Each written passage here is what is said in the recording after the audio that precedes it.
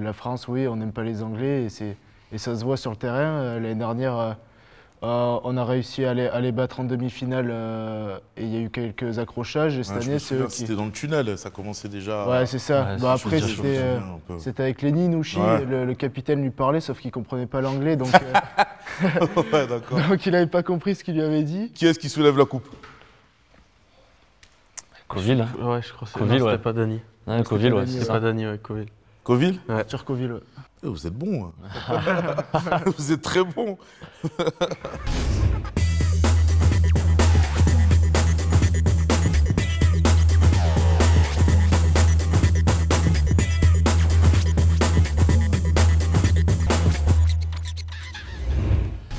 Bonjour tout le monde, bienvenue dans le Basta Show, épisode 5 de la saison 2. Alors aujourd'hui, nous sommes à Marcoussis, lieu mythique de l'équipe de France. Alors c'est un épisode assez spécial aujourd'hui parce qu'on est avec l'équipe de France moins de 20, avec 3 de ses représentants. Mathis Ferté, Barnabé Massa et Léo Carbonneau. Comment ça va les gars? Ça va, va, très bien. ça va parfait, toi. Super. Ça va? Pas trop la pression? Non, ça non. va pour l'instant. Ouais, parce que je vous rappelle, il prépare la Coupe du Monde moins de 20 ans qui commence justement le 29 juin contre l'Espagne. Comment vous sentez un peu tout ça? Bon, bien, on sort d'une saison compliquée pour certains et pour d'autres un peu mieux, mais bien, on bascule et on prépare petit à petit la Coupe du Monde. Donc là, le premier match va arriver vite, ça va vite arriver, donc on s'entraîne et voilà. Justement, c'est votre première Coupe du Monde à vous trois? La non, deuxième. Ouais, Deuxième, c'était qui déjà était- l'année dernière, ouais. Ah ouais, donc toi, t'es vraiment tenant du titre. On était déjà tous là, tous les trois l'année dernière, ouais. D'accord. Tous les Et justement, parce que vous êtes triple champion du monde en titre, est-ce que ça vous rajoute une pression ou parce que là, vous êtes forcément attendu par tout le monde? Je pense que non. Après, c'est à nous d'écrire aussi notre histoire. Certes, il y a ces 3 titres, mais c'est une nouvelle génération, c'est plein de nouvelles choses, c'est un nouveau groupe. Donc non, franchement, on n'a pas tant l'impression que ça et on sait qu'on va être attendu, mais je pense qu'on va répondre aux attentes à mon avis. Ouais, vous avez vos premiers matchs contre l'Espagne, qui avait remporté le tournoi B l'année dernière. Et après, de suite, vous avez un gros morceau avec les Baby Black, qui va être, je pense, le match de cette poule.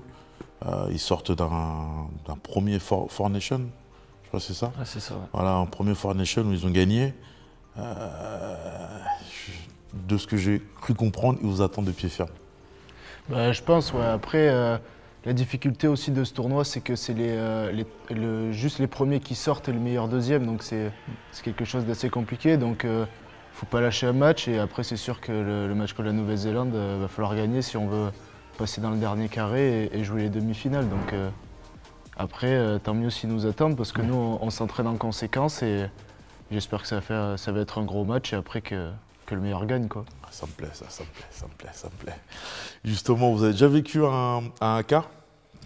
Oui, l'année Ouais. dernière, c'était pareil, c'était le deuxième match où on avait joué contre Ouais, je les me Baby souviens, Black, oui. donc on l'a déjà vécu. Ouais. C'est sûr que c'est toujours Ça avait été un gros match. ça chauffe. Ouais. Quand ils le font, ça donne. Et justement, Ça comment... Enfin, moi, je sais que devant... Après, bon, moi, j'ai pas eu trop la chance de les battre beaucoup. Mais vous, c'est quoi un peu vos tips devant le AK? Il y a les Anglais, je sais que par provocation, ils se mettent un peu en rond et tout. Donc, on avait tendance à venir les affronter. On en avait parlé la semaine d'avant, tous ensemble, l'équipe. On avait demandé si. On s'était réunis et on s'était posé la question de si on avançait, ce qu'on faisait, sauf qu'apparemment, il y avait une règle. Si tu avances et si tu bouges, tu prends une amende et tout ça. Donc du coup, on est resté en ligne. Et voilà, après, on a fait. Et en plus, si tu t'avances, t'as intérêt à gagner, quoi. Parce que Oui, c'est ça. si tu t'avances, tu fais le beau, tu prends une Tu rouste. provoques, là, il faut être derrière. Hein. C'est clair. On sortait un peu d'un tournoi des destinations un peu frustrant, avec la victoire de nos chers amis anglais. Ouais.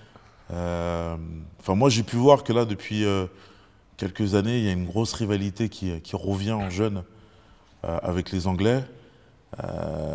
Ça va être, je pense, l'autre gros adversaire de la Coupe du Monde. Qu'est-ce qui fait que cette rivalité qui date depuis depuis des années. En plus, j'ai une belle image, je crois que c'est ton père.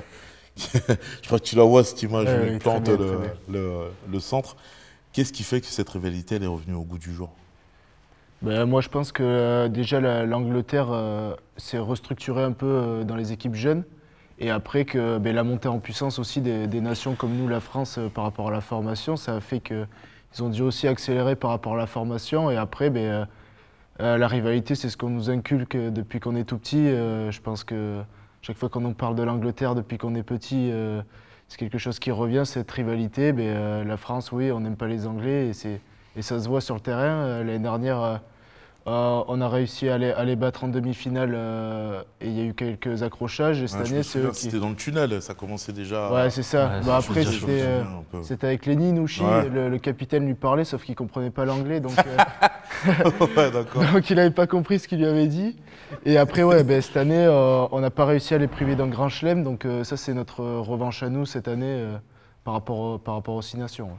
Ouais. Ouais, donc c'est l'objectif, bien sûr, d'être champion du monde et pourquoi pas, si vous croisez les Anglais, les taper. Mais comme tu disais, vous avez, ils se sont restructurés. Par exemple, on a vu l'année dernière, rien que sur l'effectif de l'équipe de France, vous étiez à plus de 200 matchs, que ce soit en pro, que ce soit en top 14, en Pro D2. Les Anglais étaient à 55, les Baby Black 35. Est-ce que cette expérience, parce que vous jouez en Pro D2, est-ce que ça, quand vous êtes avec les moins de 20, vous avez, comment dire, par exemple pour gérer les moments un peu de tension, toi tu en as vécu 2 en plus d'affilée, vous aussi, est-ce que c'est beaucoup plus facile à gérer en moins de 20 quand vous avez connu ces matchs à grosse pression? Bah, Ou c'est totalement différent? ouais, c'est ça en fait, c'est vraiment différent parce que ça a vraiment rien à voir en termes de jeu, tout ça. Puis là, on joue aussi pour la nation et c'est complètement différent d'avec le club, enfin en tout cas pour mon point de vue. Mais non, c'est sûr qu'en France, il y a beaucoup plus de jeunes qui jouent et de plus en plus jeunes. Donc ouais, c'est sûr que là, cette année, il va y avoir aussi beaucoup de mecs qui auront beaucoup de matchs et tant mieux pour nous, c'est-à-dire qu'on sera encore plus préparés pour jouer des grosses équipes. Donc c'est le top, ouais. Ouais. En plus, je ne vais pas remuer le couteau dans la plaie pour vous trois, mais vous les brivistes contre Béziers, malheureusement. Toi, tu as vécu deux matchs un peu difficiles. Justement, comment vous arrivez un peu à rebondir après ça? Parce que tu loupes de très peu la montée en top 14. Brive, ça ne s'est pas joué à grand-chose.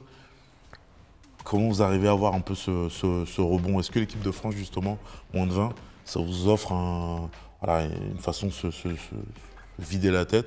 Ou justement, cette frustration, vous la mettez au service des moins de 20? Ouais, moi, je pense que déjà, le championnat de Pro E2, c'est quand même un championnat déjà assez relevé.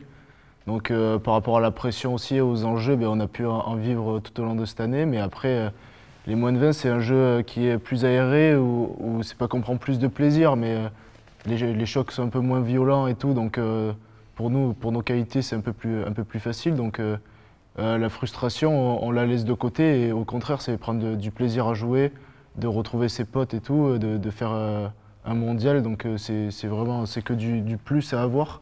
Et ça va, je pense, ouais, ça va évacuer un peu la saison qui a été un peu mitigée pour nous, les brivistes, et un peu mieux pour lui, le Grenoblois. C'est sûr, ouais. Ouais, ça va. Et moi, je vois, de votre génération, vous avez quand même pas mal à jouer. Ça, c'est une chance. Alors, c'est vrai que la nouvelle réglementation avec les gifs, ça a fait beaucoup.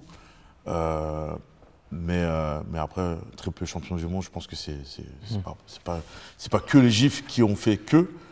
Moi, je me souviens, à mon époque, il y avait très peu de joueurs qui jouaient en top 14 ou en Pro D2. Je crois que le premier, peut-être le seul, c'était Morgan Parra. Est-ce que, justement, vous, parce que vous ne jouez pas forcément tous, il y en a qui jouent peut-être encore en espoir, est-ce que vous essayez un peu de leur transmettre de votre expérience, ou comment te dire, vous n'avez pas envie de qu'on dise, ouais, bon, ça, je joue en Pro D2, qu'on pense que vous les preniez de haut? Non, je pense pas. Quand on est ensemble, on montre pas ou on leur dit pas, on leur conseille pas non plus. Ouais. Et on n'a pas envie de montrer et de dire, ben, on joue en Pro D2, tu devrais faire ça ou quoi que ce soit, quoi. Quand on est ensemble, on se met au même niveau que tout le monde, on se met à égalité. Après, sur le terrain, par exemple, sur des moments difficiles ou des moments de maîtrise ou tout ça, là, on peut prendre le dessus et conseiller. Mais sinon, après, on est tous au même niveau si on est là. Donc après, non, je pense pas que... Ouais, parce que moi, je me souviens qu'à mon époque, j'ai l'impression de parler comme un vrai ancien. Comme on n'avait pas beaucoup forcément de joueurs qui étaient en Pro D2 ou en Top 14, à l'époque, c'était Morgan, et c'est lui qui prenait toute la pression, en fait. Ouais. Parce que comme il avait déjà, je crois, 1 ou 2 sélections, forcément, dès qu'il y avait un match un peu tendu, tout le monde se retournait vers lui. Vous, c'est différent en fait. Vous, c'est différent vu que vous êtes plusieurs à jouer. Maintenant, il y a le rôle aussi des leaders. Ouais, il y a ça aussi. Ouais. Il y a aussi le rôle des leaders de jeu qui décharge un peu le capitaine. Vous, dans ces rôles-là, vous êtes à l'aise? Bah, je pense que, enfin en tout cas, pour nous trois, je pense qu'en plus on a quand même un rôle plutôt important, talonneur, numéro 9 et ailier 15, c'est quand même des rôles qui sont plutôt importants. Mais Pile dorsale, comme on ouais, dit. c'est ça, exactement. Mais non, il y a plein de leaders qui sont mis en place, bah, justement les deux pour tout ce qui est le jeu. Ensuite, il y a des leaders de touche, leaders de mêlée, de combat et tout. Donc on n'a pas forcément une personne à toute cette pression parce que c'est réparti en plein de personnes. Mais non, c'est sûr que bah, on se sent bien et des fois, ouais, pendant les matchs, si on sent que bah, y a un coup de mou ou quoi, et bah, nous, avec ce qu'on a connu peut-être un peu plus que certains, et bah, peut-être dire à tout le monde de relever la tête et voilà, quoi.